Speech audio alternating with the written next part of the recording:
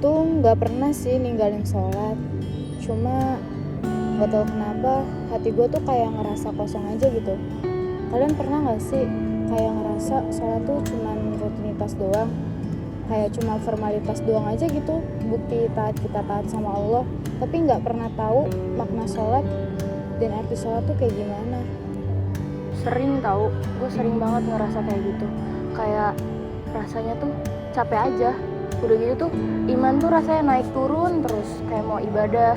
Nanti tiba-tiba gue males, tapi besoknya tuh gue rajin lagi, gue males lagi. Udah gitu kalau gue ngomong ke orang, cerita ke orang, mereka malah bilang guanya aja kali yang kurang bersyukur. Padahal kan gue gak ngerasa kayak gitu. Gue sih tipe orang yang jarang banget curhat.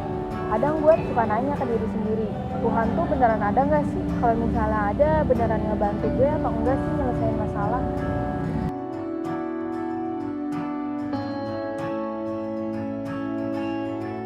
Gue pernah kehilangan orang yang gue sayang, tiba-tiba rasanya kayak Allah jahat banget sama gue. Gue juga pernah jatuh sejauh-jauhnya, nggak cuma sekali. Gue udah ngelakuin dosa banyak, tapi Allah masih maafin gue nggak sih? Kita tuh sebenarnya masing-masing dari kita punya luka yang gak kelihatan sih menurut gue. Cuma kayaknya emang kita harus nyembunyiin luka itu gak sih? Iya benar Rian. Slow aja. Gue juga pernah kok ngerasain itu semua. Kenapa? Nggak percaya? Enggak. Jadi waktu dulu gue pernah kehilangan orang yang gue sayang. Nah, di situ gue sempet marah kan. Gue terus-terusan doa loh. Nah, di situ gue mulai trust isu. Akhirnya rasa kepercayaan gue ke Allah itu jadi menurun.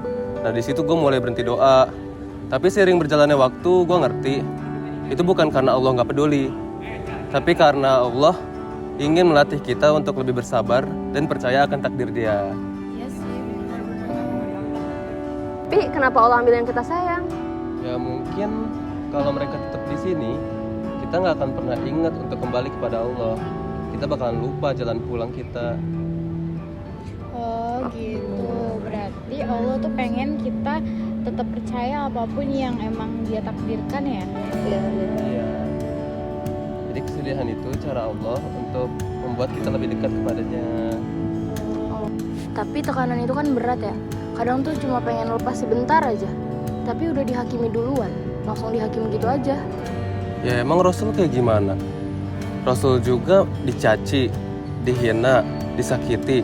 Tapi apakah semua itu membuat dia menjadi orang jahat adalah orang baik yang awalnya tersakiti? Enggak kan? Beliau tetap humble, tetap memilih menjadi orang baik yang benar dan benar. Nah, berarti itu artinya kalian gak sendiri. Iya sih. Kalau gue udah ngelakuin kesalahan banyak banget. Allah tuh masih bisa maafin gue nggak sih? Bin, ampunan Allah itu luas, bahkan lebih luas dari langit yang kita lihat sekarang. Asal lu tahu, kalau seorang hamba ingin bertobat dan kembali kepada Allah, Allah itu lebih cinta daripada sama seorang hamba yang bahkan gak pernah berdosa.